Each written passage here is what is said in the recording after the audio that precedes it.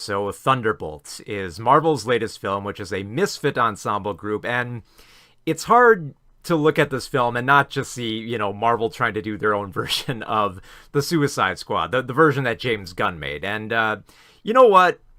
I will say this, yeah, Thunderbolts does borrow pretty liberally from how it tries, basically to stage Marvel's own version of the Suicide Squad. It borrows not just like the misfit concept, but it also has like similar themes, similar progression, similar reveals of like trauma dumps and stuff like that. And you know what? If you're gonna steal from the best. And you know what? I think for the most part, I think Thunderbolts actually really works. It works not just as, making itself look like the Suicide Squad. It kind of like takes from that and then kind of like infuses it with a little bit more of like that classic like Avengers vibe of characters playing off each other. Because that is what I think is going to make Thunderbolts so interesting, is that it doesn't feel like the past few Marvel films where you have to have so many introductions and introduce so many characters here. There's not a lot of introductions here. These are all pretty much like supporting characters that we've all seen in one film or another, and it's very much like an Avengers film where you just get to hang out with them and watch what happens when like they start bonding with each other and start having conversations, and yeah, just being able to hang out with them, and kind of like in the similar vibe of an Avengers movie. It mostly works, and I think the glue of this film that really brings it together is just having Florence Pugh return to the role of Yelena.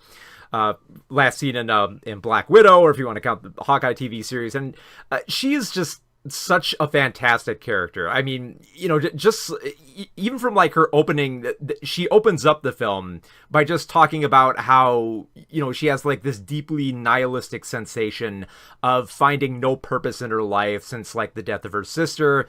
And it's just trying to like bury herself in her work. And it's just, it's basically, leaning more towards like depression. But what I love about how they stage her is that they don't just show like, like the dark and like, staring off into nothingness, getting drunk constantly type of depression. They do highlight how it has like the good days and the bad days. And I love how Yelena as a character kind of like goes through like the motions, just like, oh, I am a little bit sad, but I'm still going to, take the joys where I can find it here and there. And especially like her attitude where she's like running Black Ops missions and is just, she's having fun with it, but while still recognizing her internal problems. There's this very like ease to her character where it doesn't feel like she's trying too hard for jokes, or trying too hard to be dark and serious. There's a good balance there. So she's the perfect kind of leader, more or less, for like this misfit ensemble where she's thrown together with a whole bunch of either anti-heroes or washed-up heroes. So for like anti-heroes, you have like Wyatt Russell returning as U.S. agent from Falcon and Winter Soldier, who's basically the cocky, misogynist version of Captain America. Then you have, characters who have just been, hiding in the darkness, like Ava Starr, Ghost, reprised by Hannah John Kamen. And then you have just washed up heroes. Some who are, you expect them to be washed up, like with David Harbour returning to the role of Red Guardian, who just misses the glory days of being a Russian super soldier. And then you have, of course, Sebastian Stan returning to the role of Bucky Barnes, who's gone from being like a top-level Avenger to just being a politician who can't really hold his own and is just growing weary of his new position in life, which is very much a stark contrast from Captain America Brave New World. And I think that's like another big criticism I have about this film, is that it was more refreshing after seeing like the very toothless politics of Captain America Brave New World, where it wasn't quite sure what to do with its characters besides just plopping them into a conspiracy thriller. And here, it does feel like it starts off a little bit as a political conspiracy thriller, but it actually develops it into more of a character drama as it goes along, and actually becomes more psychological as it goes. And the big villain, well, there's two types of villains here. Obviously, there's the conspiring forces of Valentina de Fontaine. She actually makes a point about correcting her name in the film. Played by Julia Louis-Dreyfus. And she has a much bigger, like, if you were disappointed with how little of a role she had in the recent Black Panther movie, she takes center stage here. And again, I love that because this is a character we've seen before. We don't need an introduction. We don't need to, remind everybody about where she is in the timeline here. Just, we're familiar with her, plunk her down, give her something to do. And she does. She actually is running, these black ops missions that she's trying to keep hidden from the American government. And she also wants to take advantage of a test subject called Bob, who is played by Louis Pullman, who, of course, if you're familiar with the comic book lore here, he ends up becoming Sentry, and he ends up becoming too powerful that even Valentina can't control this guy. And I love the fact that, Bob is not really, he's not played up that much as like a joke character. Like, he does have his funny moments here and there, especially with such a simple name, which they do call out a few times, but he's very sympathetic when you realize that this guy had nothing left in his life, and being granted these powers gave him like a different outlook on both his self and how he presents himself to the world. Again, a much better contrast than how they deal with, people being flung into super soldier programs like in Brave New World. And I think that's the one thing I think I love most about this film thematically, is that I think the MCU kind of realizes it can't do a lot with its politics, and it starts off that way. It starts off very much a political conspiracy thriller. And then it realizes, no, we've got a good setup, but let's actually have fun with our characters. Let's kind of just throw them into different scenarios and give them different character beats and reveal more about them and get to know them and like them. Like I said, the Suicide Squad formula, but hey, if it works, it works. And it works pretty damn well here. My biggest criticism of that, though, is that once you see the parallels to the Suicide Squad, then it almost becomes like the only thing you can see, where you kind of see how this type of story compartmentalizes itself.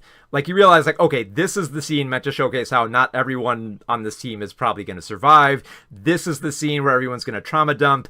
And this is the scene where the villain is going to have to deal with his internal struggles. And everyone kind of comes together. And you have, like, that intersectionality between individualism and collectivism that defines us psychologically. You kind of, like, see all the wheels in motion here. And kind of like, okay, I see where this is going.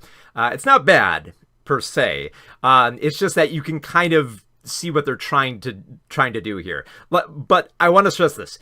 This is very much like a refreshing change of pace from the usual type of MCU films, which tend to usually compartmentalize the tone more than like the story beats. So in other words, like, here's the serious part and here's the jokes. And it feels like there's a good meshing of all that here with the way that the characters connect with each other here.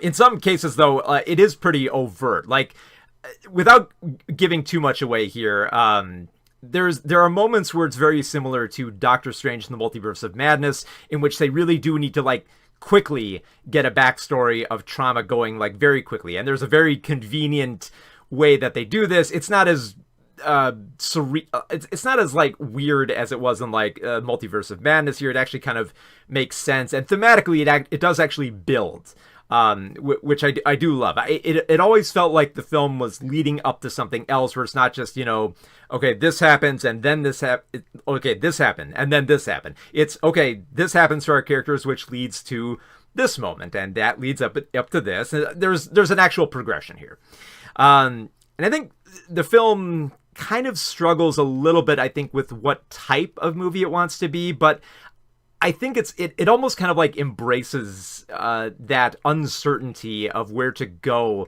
with these characters who feel that they've kind of lost purpose. Like, it has its good and bad moments where I think it's kind of recognizing how the MCU has kind of tossed aside some of these characters, and how and how they're just trying to find something to do. Because there are a lot of moments in this film where, it feels like a commentary on the MCU. Like, if Deadpool and Wolverine was a meta fourth wall breaking joke, this is kind of more of like an in-universe, jabbing at how you're going to treat these characters. And for retreating more into like the safer psychological element, I think it actually pulls off something pretty brilliant here. Something so brilliant, in fact, that it's almost like kind of jarring that by the time you get to the end of the film, it kind of just snaps back to remind you, like, okay, yes, this is the Marvel Cinematic Universe, and even though we are building something here, we are also building into other films. But to have that just like arrive at like the very end, was like it was such a relief, because it always feels like certain Marvel films, there's like they pick and choose different little aspects. Okay, here's, we're going to address the Eternals here, but we may not bring it up till another film, and we're going to bring up, Wolverine, but we might not bring him up till another film. It's like, what's the point of bringing it up if you're not going to do anything with it in this film? And thankfully, Thunderbolts doesn't do that. Mostly, like I said, it doesn't need to introduce any new characters. We've seen them before. Just let us have fun with them. Just, throw them into a fun scenario and give them cool stuff to do. And they do here. I really did love the back and forth they have, especially when characters are kind of talking over each other and they have conflicting personalities.